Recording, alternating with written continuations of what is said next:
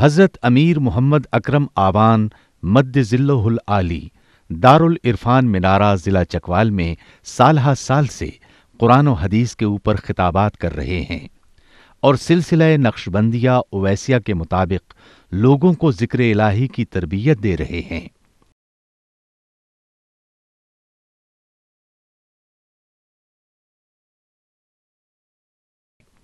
وہ قرآن پاک کی تفسیر ترتیب وار بیان کر رہے ہیں۔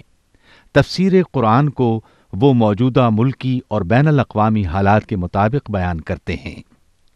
موٹر وے سے کلر کہار کے انٹرچینج سے نکلتے ہوئے، کلر کہار کی جھیل سے ہوتے ہوئے میانی، بوچھال اور نورپور سے گزرتے ہوئے دارالعرفان منارہ پہنچ سکتے ہیں۔ حضرت امیر محمد اکرم آوان نے بچیوں اور بچوں کی دینی اور دنیاوی تعلیم کے لیے سقارہ اکیڈمی کے نام سے ایک درسگاہ بھی قائم کی ہے۔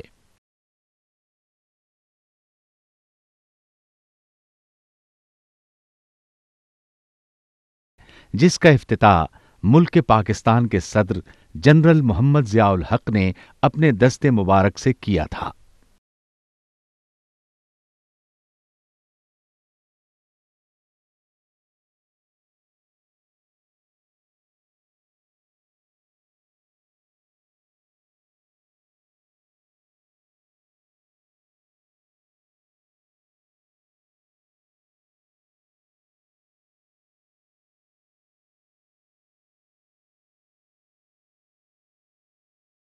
الحمد للہ رب العالمین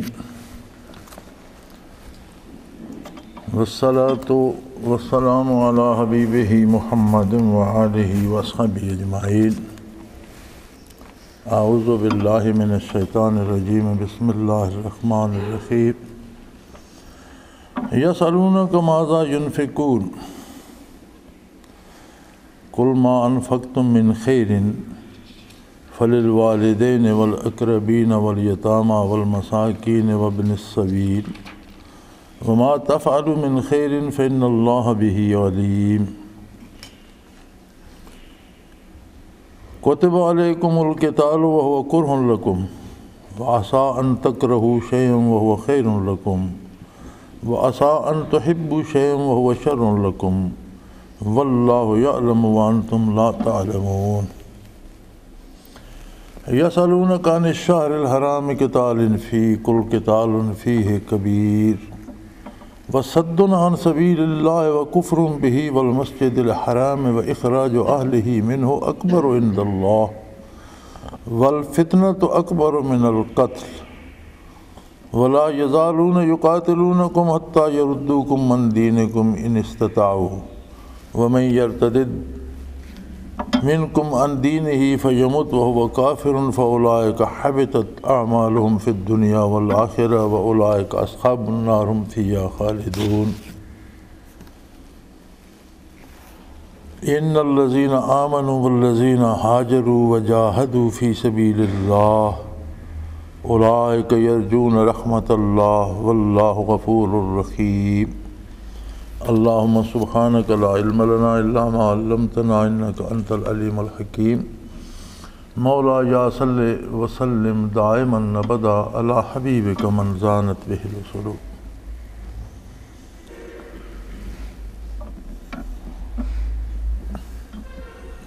وہی سبق چل رہا ہے جس میں انسانی فکر اور انسانی عقائد کے اختلافات کا ذکر تھا۔ پھر رب کریم نے انبیاء علیہ السلام اور اپنی کتابیں بھیج کر احقاق حق کا ذکر فرمایا، اور یہ بھی ارشاد فرمایا کہ انبیاء علیہ السلام اور ان کے ساتھ جو صحابہ کرام جن لوگوں نے ساتھ دیا تو انہیں کوئی جادو کی چھڑی نہیں دی گئی کہ بس انہوں نے نعرہ مارا اور دنیا فتح ہو گئی۔ ان لوگوں نے قربانیاں دی، ان پر تکلیفیں آئیں، انہوں نے مقابلہ کیا۔ یہ اللہ کا احسان ہے کہ تائید باری ان کے ساتھ تھی، اللہ کی رحمت ان کے ساتھ تھی، لیکن انہوں نے گردنیں کٹوائیں، بھوک پیاس برداشت کی، تکالیف برداشت کی، دکھ اٹھائے، مقابلہ کیا، استقامت کا ثبوت دیا، اور اللہ کریم نے انہیں منزل آشنا کر دیا، ان کی مدد فرمائی۔ بے شمار اللہ کے نبی اللہ کی راہ میں شہید ہوئے، بے شمار اللہ کے بندے اللہ کی راہ میں جانوں کا نذرانہ پیش کر گئے، اور تب جا کر دوسروں کی بہتری کے راستے کھلے اور اللہ کریم کی رحمت متوجہ ہوئی اور حق پر غلبہ ہوا۔ اب اس کے بعد مال کی باری آ جاتی ہے۔ آدمی کو جان عزیز ہوتی ہے، پھر دوسرا نمبر مال کا ہوتا ہے۔ مال میں اسلام نے جو مالی ضابطے بنائے ہیں، اس میں بھی اسلام منفرد ہے۔ دنیا کے جتنے مالی نظام ہیں وہ کمانے کے ذرائع متعین کرتے ہیں، جائز اور ناجائز، کہ یہ درست ہے، قانون کے مطابق ہے، اور اگر اس طرح لیا جائے گا یا چھینا جائے گا یا چوری لیا جائے گا تو یہ غلط ہوگا اور اس پر سزا ہوگی۔ مال کے حصول کے ذرائع مالی جو بنتا ہے نظام، اس میں بنائے جاتے ہیں۔ پھر اس کے بعد دوسرا نمبر آ جاتا ہے کہ جو حکومت یا جو ادارہ اس ملک کو چلاتا ہے، اس کے لیے اس میں سے، اس کے اخراجات کے لیے اس میں سے حصہ دیا جائے، جسے مختلف طرح کے ٹیکسوں کے نام دیے جاتے ہیں۔ اب ایک آدمی نے مال حاصل کیا اور مروجہ قاعدہ جو اس حکومت اس ملک کا تھا اس کے مطابق کیا، پھر جو حکومت کے ٹیکسز اس پر تھے وہ اس نے دے دیے۔ اب اس کے بعد وہ آزاد ہے، اپنے مال کو چاہے آگ لگا دے، جہاں چاہے خرچ کرے، کوئی اسے روکنے والا نہیں، کوئی اس کا، اگر وہ جمع کرتا جاتا ہے تو کھربوں جمع ہو جائیں۔ اب کوئی ایسا قانون نہیں ہے کہ اس کو واپس اسی چکر میں لائے کہ وہ مال ایک جگہ جمع نہ ہو جائے، بلکہ وہ معاشرے میں چلتا پھرتا رہے اور دوسروں کے کام۔ اسلام چونکہ دین حق ہے اور اللہ کا بنایا ہوا دین ہے، مخلوق بھی اللہ کی ہے، اس کی ضرورتیں بھی اللہ کی ہیں، مال بھی اللہ کا ہے، تو اسلام نے حصول زر سے لے کر اس کے اخراجات تک رہنمائی فرمائی، اور واحد مالی نظام ہے اسلام کا جس نے زکوٰۃ فرض کر کے ایک ایسا نظام دے دیا کہ 40واں حصہ اگر ہر سال آپ زکوٰۃ میں دیتے ہیں تو آپ جتنا مال بھی جمع رکھیں، اس کا مطلب ہے کہ وہ رفتہ رفتہ سارا معاشرے میں چلائے گا۔ اور جس طرح بدن میں خون گردش کرتا ہے، اسی طرح مال کو بھی معاشرے میں گردش کرنی چاہیے۔ اگر ایک جگہ کھڑا ہو جائے گا تو وہ جگہ تباہ ہو جائے گی۔ آپ یہاں سے انگلی باندھ دیں کہ بس جو اس میں خون ہے کافی ہے، یہ واپس نہیں جائے گا، یہ واپس نہیں جائے گا تو یہ دوسرے دن پھٹ جائے گی، خراب ہو جائے گی۔ ایک بازو کو باندھ دیں تب ہی ٹھیک رہے گا کہ تازہ آتا بھی رہے، جو آیا ہے وہ جاتا بھی رہے۔ آپ سورج کی کرنوں کو روک دیں کہ آئی ہیں واپس نہیں جائیں گی، کائنات تباہ ہو جائے گی۔ اب دریا کو روک دیں کہ آ رہا ہے پانی اوپر سے، آگے نہیں جائے گا، اگلا حصہ ویران ہو جائے گا۔ اگر آپ روکیں گے بھی، بند بھی لگائیں گے تو پھر بھی آپ کو نکاسی آب کا راستہ رکھنا پڑے گا کہ ایک خاص مقدار میں جسے آپ سنبھال سکتے ہیں روک کر، باقی پھر آگے جائے گا۔ یہ نہیں ہو سکتا کہ آپ اسے بالکل روک دیں۔ اسی طرح مال بھی جہاں جمع ہو جائے گا، رک جائے گا اور اس کے آگے جانے کا راستہ نہیں ہوگا، وہاں معاشرے کو تباہ کرے گا۔ اور دنیا کے جتنے مالی نظام ہیں ان میں دیکھ لیں کہ امیر امیر تر ہوتے چلے جاتے ہیں اور غریب غریب تر ہوتے چلے جاتے ہیں، پھر ان امراء کی عادتیں بگڑتی ہیں، پھر غرباء چوری ڈاکے پہ آتے ہیں، امراء عیاش ہو جاتے ہیں، غرباء چور اور ڈاکو بن جاتے ہیں، اور یوں معاشرہ تباہ ہو جاتا ہے۔ اسلام نے حصول زر کے طریقے معین کر دیے اور وہ معروف ہیں۔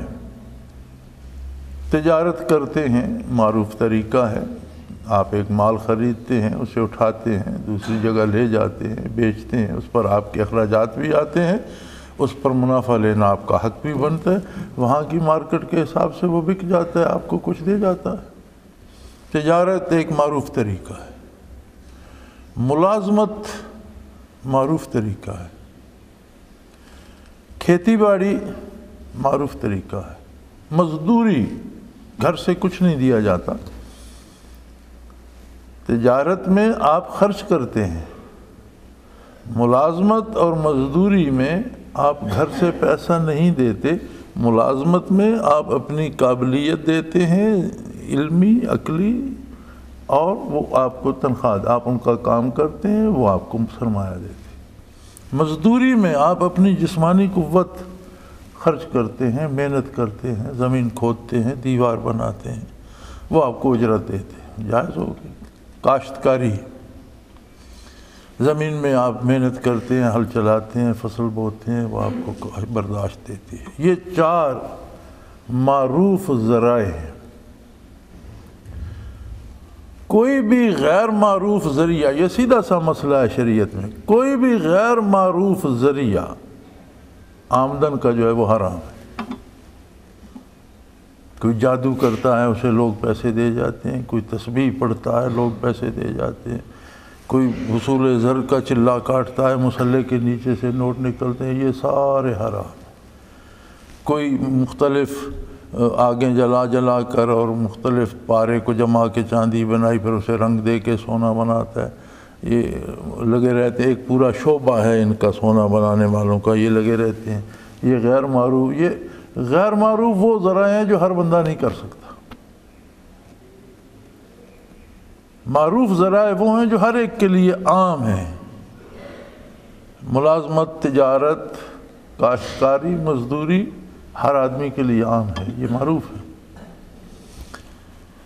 جو رزق غیر معروف ذرائع سے کمایا جاتا ہے وہ حلال نہیں ہوتا، وہ حرام ہوتا ہے۔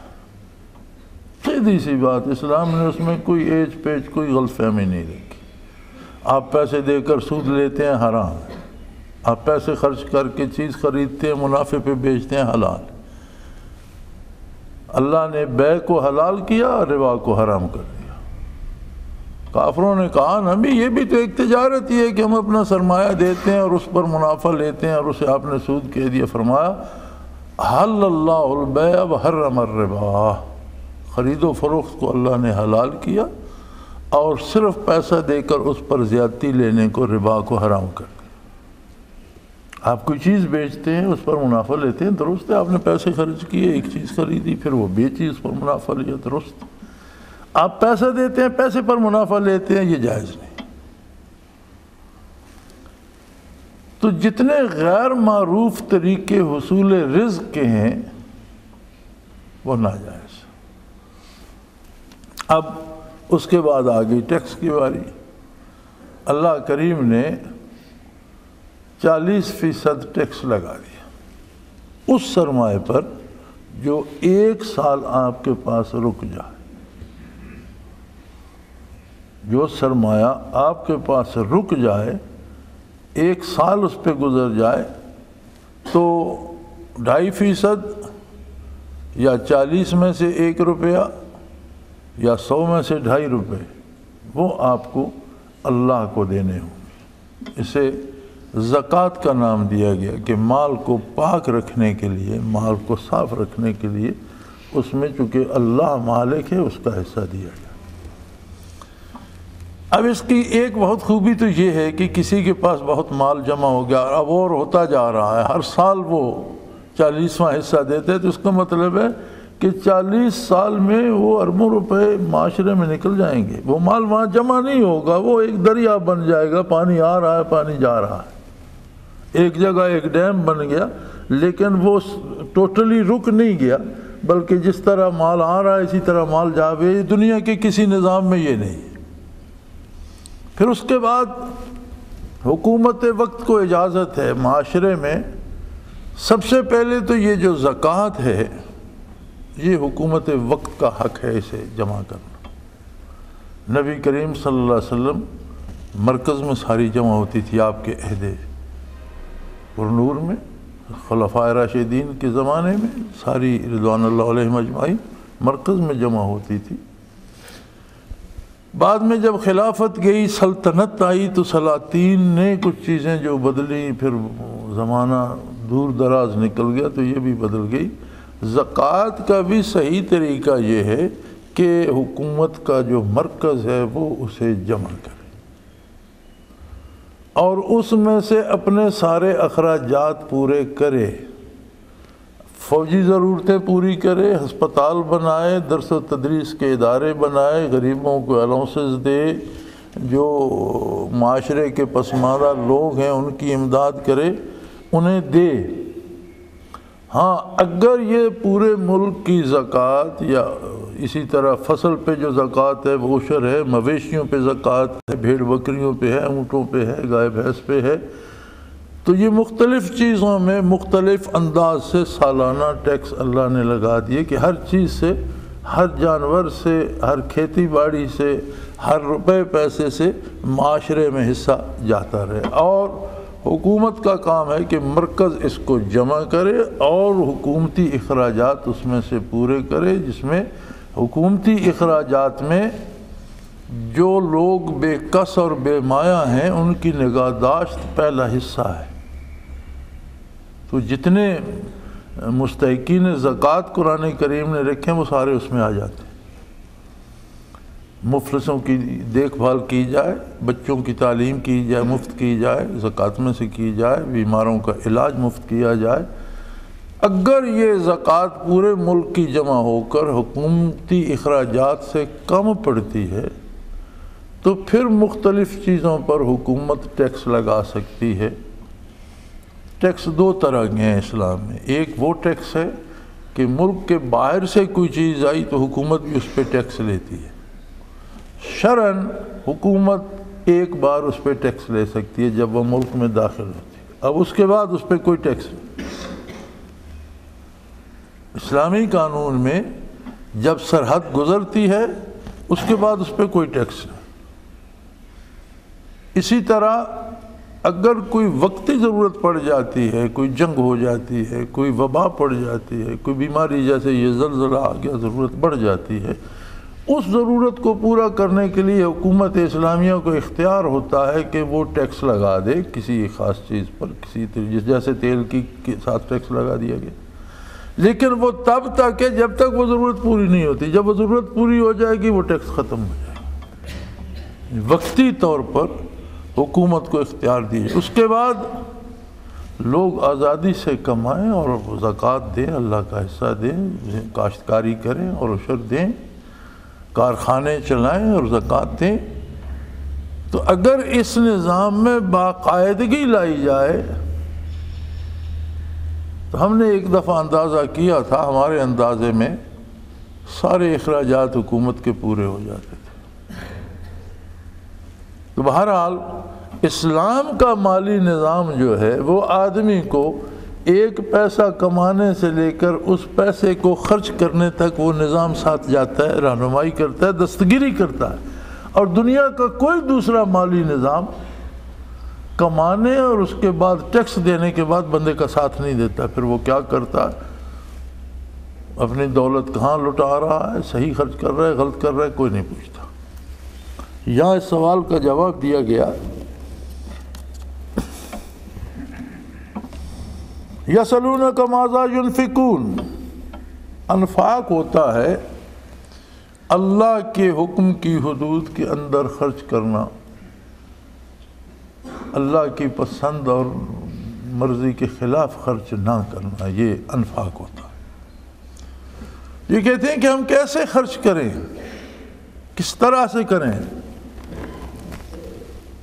فرمایا کل ما انفقتم من خیر، اگر تم نیکی کرنا چاہتے ہو اور مال کو اللہ کے حکم کے مطابق کرنا چاہتے ہو تو سب سے پہلے تمہارے والدین کا حق ہے کہ جنہوں نے تمہیں پالا پوسا تم ان کی خدمت کرو۔ اب والدین کا حق زکوٰۃ سے ادا نہیں ہوتا، صدقات واجبہ، وہ اخراجات جو فرض ہیں جیسے زکوٰۃ وہ اس سے حق ادا نہیں ہوگا۔ والدین کا الگ سے حق ہے اولاد کے مال پر۔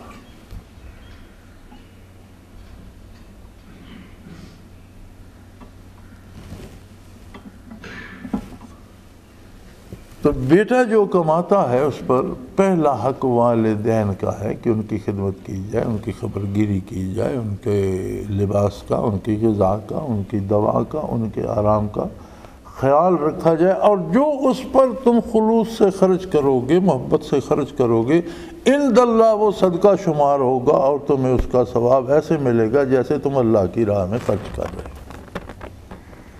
والاقربین، پھر نسبتاً درجہ بدرجہ جس طرح رشتہ دار ہیں، اس کے بعد باپ کے بعد چچا، پھر پھپھیاں، خالائیں، پھر اس کے بعد ان کے بچے بچیاں، پھر اس طرح جس طرح ترتیب رشتوں کی ہے، اس طرح سے جتنا ممکن ہو سکے، جتنی تمہاری استطاعت ہے، ضرورت مندوں کی ضرورت پوری کرو، یہ خرچ اللہ کی راہ میں ہوگا۔ اس کے بعد آ جاتے ہیں یتامہ، جن کا دنیا میں کوئی نہیں، والد فوت ہو گیا، بچے نابالغ رہ گئے۔ اور یاد رکھیں، یہاں تو سفید ریش یتیم پھرتے ہوتے ہیں، یتیم صرف نابالغ ہوتا ہے، بالغ یتیم نہیں ہوتا، بالغ پر یتیم کا اطلاق نہیں ہوتا۔ اور اگر بلوغت پر یتیم کا اطلاق کیا جائے تو دنیا میں سارے یتیم ملیں گے، ہر ایک کتنے لوگ ہیں جن کے والد فوت ہو چکے ہوں گے۔ یتیمی کی حد بلوغت تک ہے، اگر نابالغ بچے کا والد کا سایہ سر سے اٹھ جاتا ہے تو پھر وہ یتیم کہلاتے ہیں، اور جب بالغ ہو جائے یتیم نہیں رہتا۔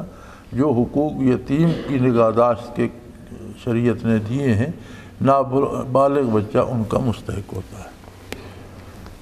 یتامہ کے بعد والمساکین وابن السبیل، پھر وہ لوگ جو غریب ہیں، مسکین ہیں، جن کے پاس وسائل نہیں ہیں، ذرائع نہیں ہیں، کسی کے پاس صحت نہیں ہے، کسی کو ذریعہ کوئی نہیں ملتا، تو ایسے لوگ جو محروم ایک طبقہ ہوتا ہے معاشرے کا، ان کی مدد کی جائے۔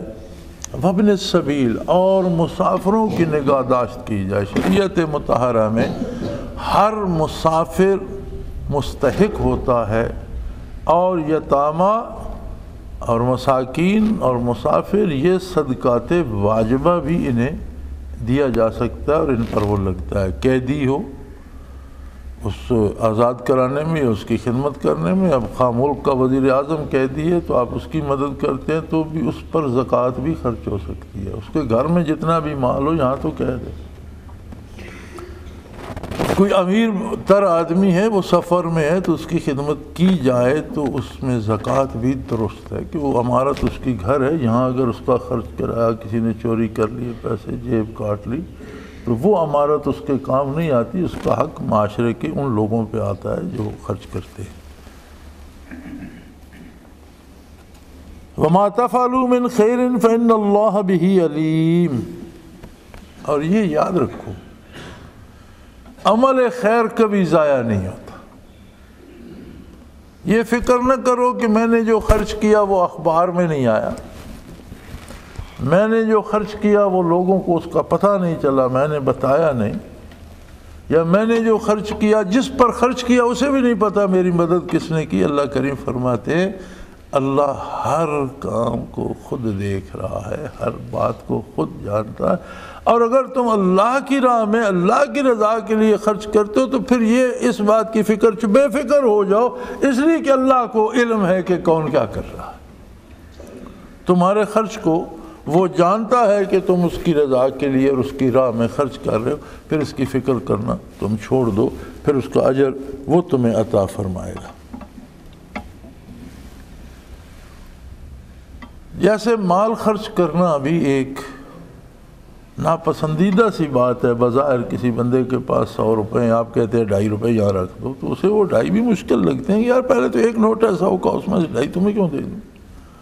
ایک فطری محبت ہوتی ہے۔ پھر اگر جان دینی پڑ جائے تو بندہ تو سارا کچھ کرتا ہی جان کے لیے اور زندہ رہنے کے لیے، اور زندگی ہارنی پڑے تو فرمایا بات یہ ہے، کائنات اللہ کی ہے، اس کی خوبیاں خامیاں بنائی ہوئی اسی کی ہیں، ان کے نتائج اسی کے بنائے ہوئے ہیں، وہ خالق ہے ہر چیز کا، اور اسی کا علم اکمل اور اتم اور مکمل ہے، اور وہ جانتا ہے۔ یہ تمہاری پسند و ناپسند پہ نہیں، مال تو مال ہے، جب وہ کہے وہاں جان بھی ہار دو۔ بظاہر تمہارے دماغ میں خواہ یہ بات کتنی ناپسندیدہ ہوگی، یہ بھی کوئی بات ہے کہ میں مر جاؤں، لیکن فرمایا جہاں اللہ چاہے کہ یہاں جان دے دو وہاں جان دے دو۔ مال کی تو کوئی حیثیت نہیں، مال تو پھر کمایا جا سکتا ہے، جان تو ایک ہی بار دی جا سکتی ہے، لیکن اللہ ایسا کریم ہے کہ وہ تمہیں جان بھی وہاں دینے کا حکم دے گا جہاں دے کر موت بھی تم سے بھاگ جائے گی اور تم ہمیشہ کی حیات پا جاؤ گے۔ تو فرمایا کتب علیکم القتال، تم پر جہاد فرض کیا گیا، قتال تم پر فرض کیا گیا۔ وَهُوَ كُرْهٌ لَكُمْ، بظاہر وہ کتنی ایک ناپسندیدہ سی بات ہے کہ بندہ اٹھ کے تلواروں کی چھاؤں میں چلا جائے، گولیوں کی بارش میں چلا جائے، برستی ہوئی آگ میں چلا جائے اور تڑپ تڑپ کر جان دے دے۔ فرمایا بظاہر تو بڑا ناپسندیدہ ہے، لیکن آسان تکرہوا شیئا وہو خیر لکم، حقائق سے تو وہ واقف ہے۔ این ممکن ہے تم ایک چیز کو ناپسند کرتے ہو، لیکن وہ تمہارے لیے کتنی بہتر ہو کہ تمہاری ساری کاوش وصول الی اللہ کی ہے، اور جہاں وہ کہے جان ہار دو وہاں جان ہارتی تم واصل باللہ ہو جاؤ، تو پھر اس سے بڑی کون سی بات؟ یہ تو جان ہارنے کے بعد تمہیں پتہ چلے گا، اور اسے پہلے سے پتہ ہے کہ کب کیا ہوگا اور اس کے نتائج کیا ہوں گے۔ لہذا احکام الہی میں مال تو مال رہا، جان دینے کا بھی جہاں حکم ہے وہاں جان ہار دینے ہی میں فائدہ ہے۔ اس لیے کہ ہو سکتا ہے بظاہر تمہیں ایک چیز ناپسند ہو اور اس میں تمہاری بہتری ہو۔ آسان تحبوا شیئا، ہو سکتا ہے ایک چیز تمہیں بڑی پیاری لگے، وہو شر لکم، وہ تمہارے لیے نقصان دہ ہو۔ جیسے کوئی بہت خوبصورت سانپ پڑا ہے، اسے کوئی بھاگ کر اس کی خوبصورتی پہ اٹھا لے تو موت ہے۔ تمہارا علم محدود اور ناقص ہے، تمہاری نگاہ محدود ہے، وہ نتائج جو تمہارا دماغ حاصل کرتا ہے وہ محدود ہے، ناقص ہے، اور جو اللہ کریم بتاتا ہے وہ کامل و مکمل ہے اور درست ہے۔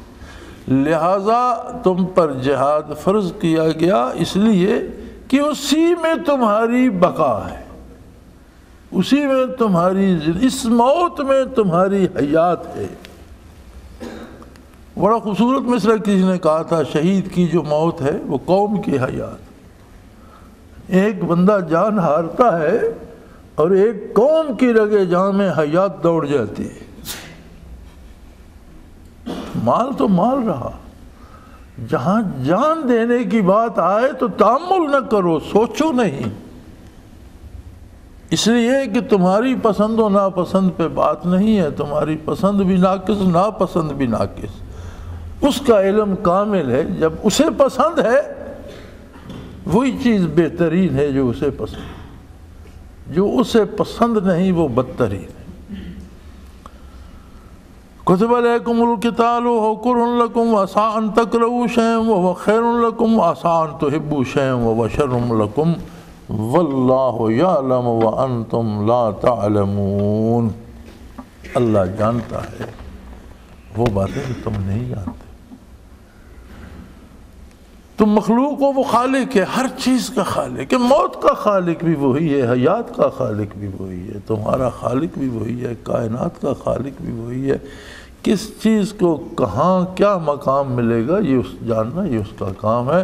اور جب اس کا حکم آ جاتا ہے تم مال پہ گریز کیوں کرتے ہو؟ وہاں تو جان مانگے تو جان دینی چاہیے کہ اسی میں فائدہ ہے، جان بچانے میں فائدہ نہیں، وہاں جان ہارنے میں فائدہ ہے۔ اس لیے کہ اسلام ایک روشنی، ایک نور، ایک ہدایت اور اللہ کی بات ہے۔ سارے فائدے، ساری بہتریاں، ساری بھلائیاں اس کے اندر ہیں، اور جتنا جتنا اس سے ہم کہیں سے جہاں سے کوئی قدم باہر رکھیں گے اتنا نقصان اسی وقت ہوگا۔ اس لیے دو باتوں کا خیال رکھنا چاہیے، پوری کوشش اطاعت الہی کی رہے، اس کے باوجود روزانہ استغفار بھی پڑھا جائے کہ جہاں بھول چوک غلطی کمی ہوئی ہے اللہ کریم معاف فرما دیں، اللہ جانتا ہے وہ باتیں جو تم لوگ نہیں جانتے۔ وآخر دعوانا الحمدللہ رب العالمین۔